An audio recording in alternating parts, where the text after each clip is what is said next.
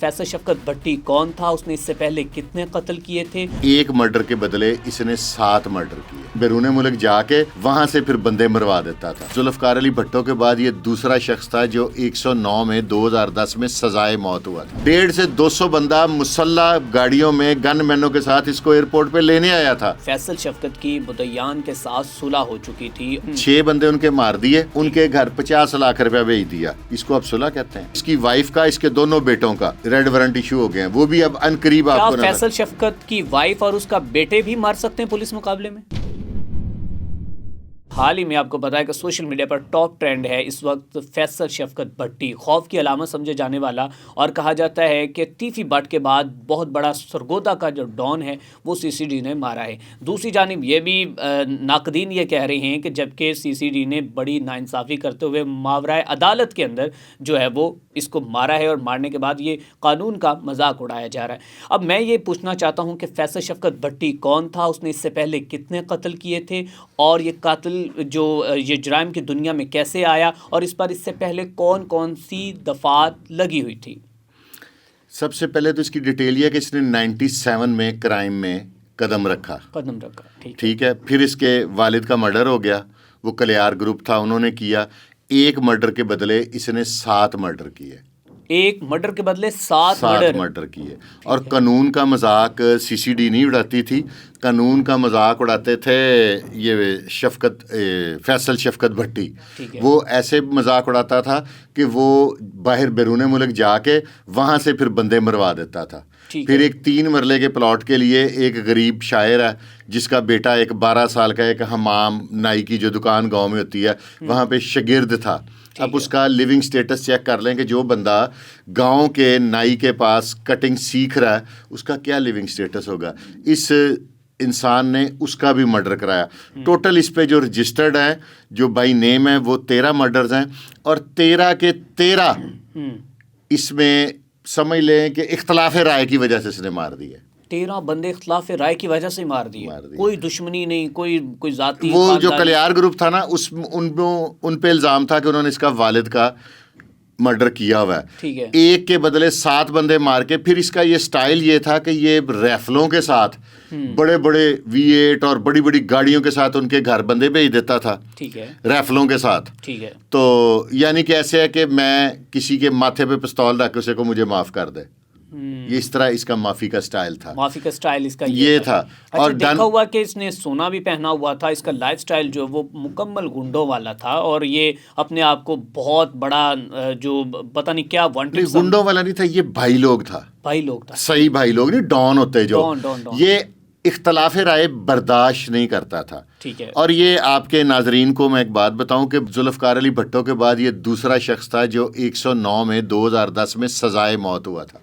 इसको सजाए मौत पहले हुई थी फैसल शफकत भट्टी को। हाँ जी। फिर बाहर कैसे आया ये? फिर ये इसने कुछ तारड़ साहब जो हमारे आजकल गालबन सेनेटर हैं, नहीं दूसरे जो हैं, तो उनको इसने लॉयर किया था, और 2006 साल ये सजाए मौत। आजम नज़ीर तारड़ साहब गालबन मुबैना, और ये उसमें फिर 6 साल जेल में रहा था। 2016 में ये बाहर आया था, और ये तब भी इसने इसी तरह देखे ना, जिसके 7 बंदे मर जाएं वो सुलह करेगा?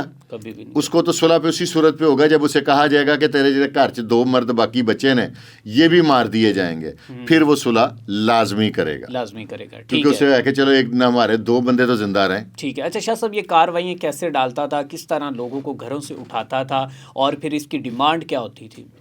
ये तंज करता था, कानून का मजाक उड़ाता था, कानून की धज्जियाँ उड़ाता था। इसका एक पुराना मैंने इंटरव्यू देखा है जिसमें ये कह रहा है कि जी मेरा क्या कसूर है, मैं मुल्क से बाहर जाता हूँ, पीछे से बंदे मर जाते हैं। जैसे कॉमेडी नहीं होती।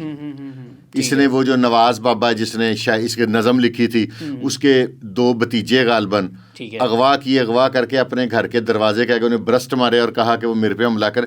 ये कानून के ना दाव पेच करता था कानून के साथ, कानून का मजाक ये उड़ाता था, ना कि आप कहें कि सीसीडी उड़ाती थी।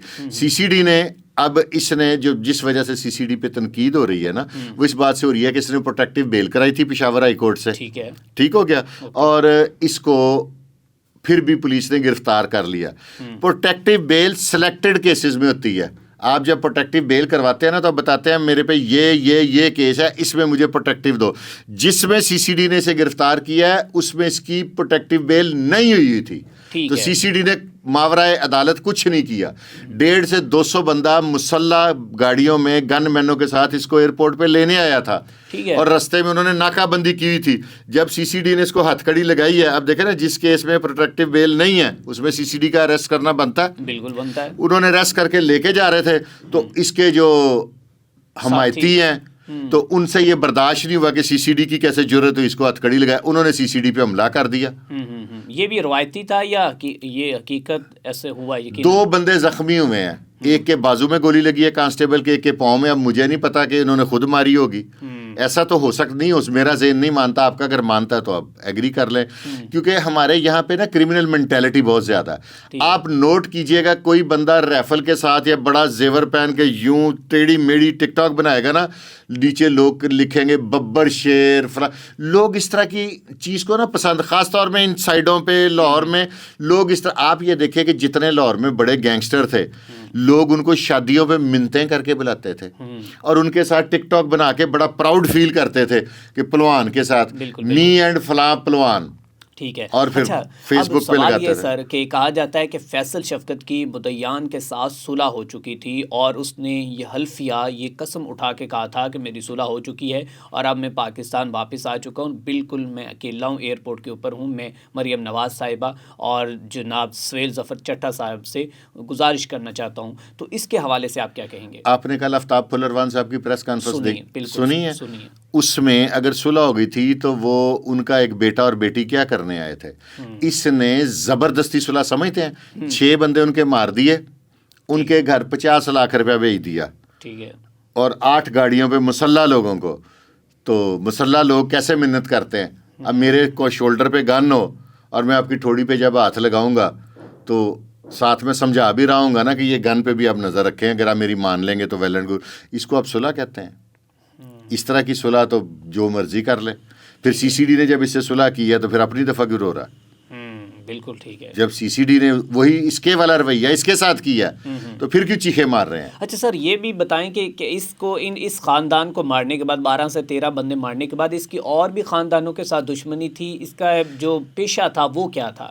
یہ بیسیکلی کئی مربوں کا مالک تھا, ایک زمیندار تھا, ٹھیک ہے, اور شوٹروں کی اس کے پاس بھرمار تھی, اور اس سائڈ کے خطے میں خوشاب, سرگودا, جھنگ, اس سائڈ پہ اس سے زیادہ شوٹر اور اس سے زیادہ ڈیسپریٹ شوٹر کسی کے پاس نہیں تھے.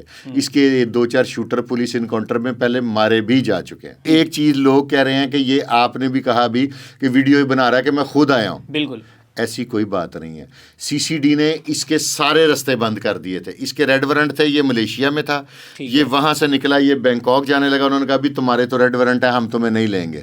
اس کو جس ملک میں گیا نہیں لیا. یہ وہی طریقہ کار ہے جیسے پولیس والے آپ کو کرائم کرتا ہے نا, اس کا اتنا گھیرا تنگ کر دیتے ہیں کہ اس کے خاندان والے خود اسے پیش کرواتے ہیں. یہ اس طریقے سے, میں نے کہا یہ چیز میں کلیئر کر دوں نا کہ وہ جو ویڈیو بنا رکھا ہے, ایک بندہ کہہ رہا ہے وہ مظلوم بن رہا ہے, 13 قتلوں کے بعد آپ مظلوم بھی ہیں.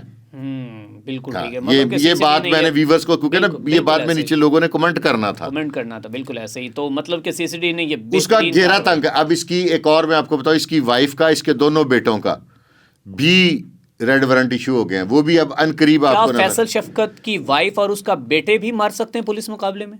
یہ وہ نامزد ملزم ہے ان مقدمات میں. ٹھیک ہے, وہ نامزد ملزمان ہیں. سی سی ڈی کی کارروائیاں یہاں پر رکی نہیں. سی سی ڈی نہیں رکتی. سی سی ڈی اب بتائے گی کرمنلز کو. سی سی ڈی کی لسٹیں تیار ہو گئی ہیں.